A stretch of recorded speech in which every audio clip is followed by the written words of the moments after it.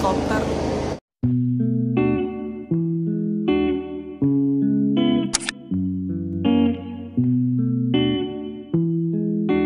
Assalamualaikum warahmatullahi wabarakatuh. Welcome back to Rary's channel and welcome back to Nutrition Talks. Hai, sehat-sehat semua kan?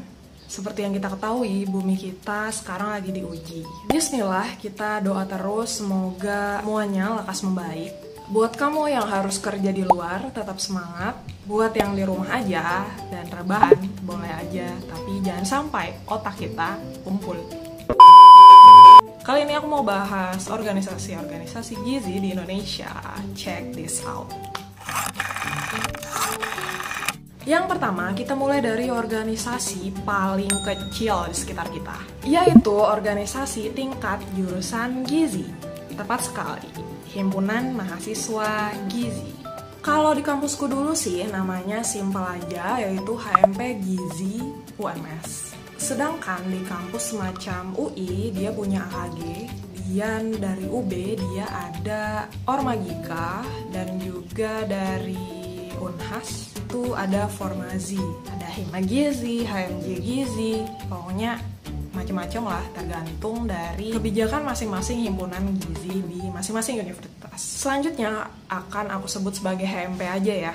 Apa sih gunanya HMP ini ada di permukaan bumi? Namanya juga himpunan. Pastinya tujuannya untuk menghimpun mahasiswa gizi dan menampung aspirasi dari para mahasiswa.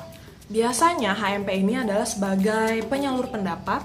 Kalau kata teman-teman aku dulu, HMP ini sebagai jembatan antara mahasiswa dan prodi. Jadi di tengah-tengah ada HMP sebagai jembatan. Seperti layaknya organisasi-organisasi lainnya, HMP punya macam-macam bidang dengan tugas yang spesifik. Kalau di kampusku dulu, HMP itu ada 7 bidang kalau nggak salah. Ada POK, PIK, BPH, eksternal, internal, dan Kominfo, Sosma juga. HMP itu punya macam-macam program kerja. Contohnya kayak penyuluhan gizi, mengadakan seminar gizi, konsultasi gizi, sarasehan, nutrition festival, workshop, expo, mengurus desa binaan, dan sebagainya. Pokoknya banyak banget lah. Tentunya itu semua acara dihandle oleh para pengurus HMP. Siapa sih yang bisa jadi pengurus HMP Gizi? Tentunya yang bisa jadi pengurus HMP adalah mahasiswa gizi yang memenuhi persyaratan. Kalau pengalamanku dulu, kita harus ikut serangkaian kegiatan yang diadakan oleh fakultas dan HMP itu sendiri. Baru deh diseleksi lagi melalui interview oleh pengurus HMP yang lama. Biasanya oprek itu dibuka saat semester 2, kalau nggak salah ya. Kemudian apa sih manfaat menjadi pengurus HMP? Menurut aku pribadi, yang pertama adalah menambah kenalan tentunya ya.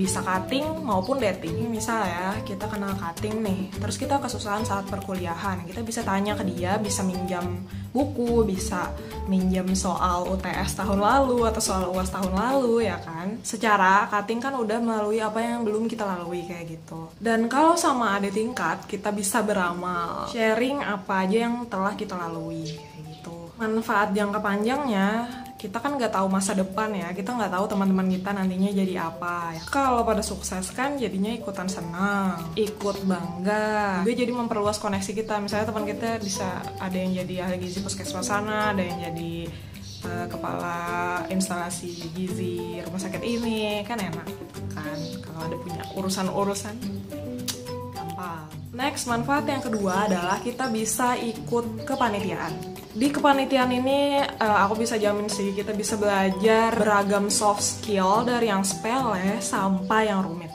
Karena ngadain sebuah acara itu nggak gampang sama sekali ya. So, dengan menjadi panitia, kita bisa sambil mengukur kemampuan kita sampai mana nih dalam bekerja sama dan dalam menghandle sesuatu yang disebut tanggung jawab. Selain itu bisa belajar ngatur emosi dan juga manajemen waktu. Dan tentunya mengenal sifat orang lain yang isi kepalanya beda-beda semua. Asik nggak tuh? Kemudian manfaat yang ketiga adalah kita dapat bonus nih, yaitu sertifikat. Jadi setiap jadi panitia kita dapat sertifikat sebagai panitia kayak gitu. Kalau di kampusku sih, sertifikat ini kepake banget untuk salah satu mata kuliah di semester akhir. Kalau nggak salah mata kuliah soft skill namanya. Dan itu juga sebagai syarat sidang sih kalau di kampusku. Dan juga nantinya sebagai pendamping ijazah, biar ijazahnya nggak kesepian sendirian ya. Organisasi yang kedua yaitu organisasi tingkat nasional untuk seluruh mahasiswa gizi di seluruh Indonesia. Tepat sekali, yaitu ILMAGI, Ikatan Lembaga Mahasiswa Gizi Indonesia. Jadi ILMAGI ini biasanya menghimpun seluruh mahasiswa gizi dari seluruh universitas di Indonesia. ILMAGI ini memiliki visi yaitu menjadikan ILMAGI sebagai organisasi pemersatu, profesional, dan peduli terhadap perbaikan gizi Indonesia secara khusus dan dunia secara umum. Jadi ILMAGI ini dipimpin oleh Sekjen. ILMAGI memiliki 8 departemen, ad hoc, finansial, pendidikan profesi, infokom, humas, isu dan advokasi, pengabdian masyarakat, dan PSDM. ILMAGI ini punya 5 acara nasional, yaitu GPI, Gizi Peduli Indonesia, Pramunas, dan LKMM, Munas, dan Rakernas. Biasanya acara nasional ini diadakannya random gitu, nggak random sih, kayak universitas yang mau ngambil tender acara itu, maka disitulah akan diadakan acaranya. Jadi enak banget kalau jadi pengurus ILMAGI, bisa keliling-keliling kampus di seluruh Indonesia. Jadi semacam setiap tahun itu acara nasionalnya diadakan di kota-kota berbeda. Gimana sih kalau mau ikut ILMAGI? Menurut pengalamanku, langkah pertama yang harus kamu lakukan adalah cari info tentang ILMAGI di kampus kamu atau ikut sosialisasinya dari pengurus ILMAGI yang dari kampus kamu. Biasanya kalau mau oprek itu diadakan sosialisasi ILMAGI, atau pas spek itu dikenalin juga ILMAGI. Setelah ikut sosialisasinya, setelah dibuka opreknya, daftar. Kalau masih sama kayak dulu, kita melalui beberapa seleksi. Pertama itu seleksi dari universitas yang dihandle oleh pengurus HMP, khususnya bidang eksternal ya. Lulus tingkat universitas, lanjut seleksi dan interview tingkat nasional oleh pengurus ILMAGI. Yang terpenting adalah kalian jangan sampai ketinggalan info, karena opreknya itu dibuka pada periode tertentu. Selalu cek infonya di media sosialnya HMP atau medsosnya ILMAGI. Manfaat dari ikut ILMAGI adalah pertama pasti membuka wawasan bahwasanya gizi itu luas banget, yang belajar gizi itu banyak banget, bukan cuma kita. Tentunya kita bisa bertukar pikiran ya dengan sesama pengurus yang otomatis adalah mahasiswa gizi juga dari universitas yang lain, dari negeri, dari swasta, semua bisa bertukar pikiran. Intinya dari ILMAGI ini aku belajar banyak hal, bahwa yang namanya kerjasama, yang namanya organisasi itu tetap bisa jalan walaupun terpisah jarak. Secara kan anggota atau pengurusnya itu tersebar di seluruh Nusantara gitu kan. Doaku semoga ILMAGI sukses terus. Next, IFOGI. Maaf kalau salah bacanya ya. IFOGI ini adalah Asosiasi Institusi Pendidikan Vokasi Indonesia. Nah, untuk IFOGI sendiri aku masih kekurangan info. Bagi yang memiliki informasi tentang IFOGI bisa tulis di komen. Pokoknya IFOGI ini termasuk dari organisasi gizi di Indonesia.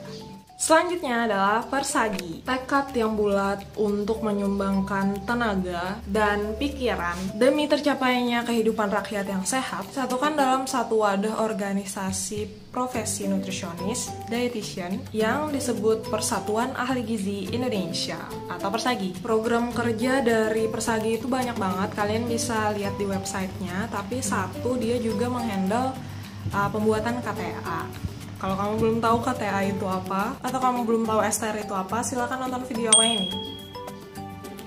Yang terpenting adalah Persagi ini membuat standar-standar di bidang gizi untuk diadvokasikan dan dimediasikan kepada pemerintah. Kalau kamu tahu PGS atau yang dulu POGS, itu yang bikin Persagi. Oke, kalau kalian mau tahu lebih banyak, kalian bisa cek medsosnya Persagi di Instagram, di Twitter, atau dimanapun. Di websitenya, di Google juga bisa.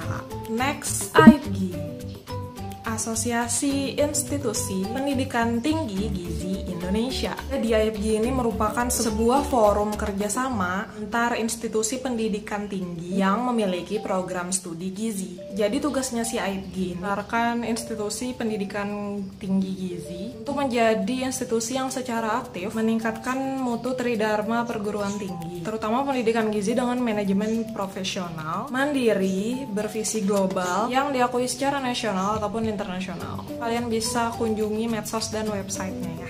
Oh iya, AIPG ini juga bekerja sama dengan Persagi untuk mengadakan uji kompetensi gizi. Selanjutnya ada ASDI, Asosiasi Dietitian Indonesia. Jadi ASDI ini adalah organisasi profesi berbadan hukum berasaskan Pancasila dan UUD 1945 yang menyatukan tenaga profesional di bidang dietetik. Ini adalah organisasi punyanya para dietitian atau yang udah ambil profesi gizi. Kalau mau tahu lebih lengkapnya tentang profesi gizi, aku udah ada bikin 2 video dengan embang-embang sayangan aku. Jadi silahkan dicek ya.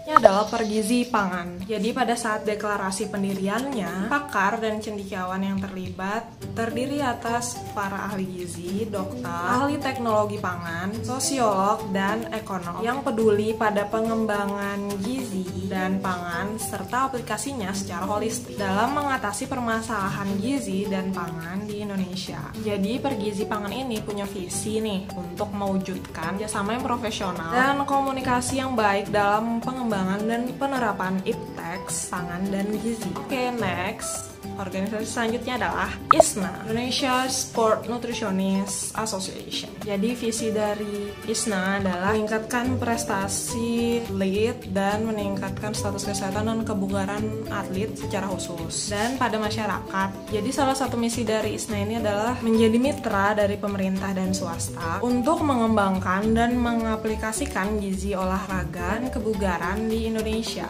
Oke, that's all I can say. Mohon maaf banget kalau informasinya kurang detail. Aku harap kalian bisa kepoin sendiri dari medsos. Semoga dengan adanya video ini kita jadi nggak asing lagi sama organisasi-organisasi gizi di Indonesia. Walaupun di rumah aja, tetap produktif, tetap kuliah online, tetap kerjain tugas. Thank you udah nonton sampai sini. Jangan lupa like, comment, dan subscribe. Assalamualaikum warahmatullahi wabarakatuh.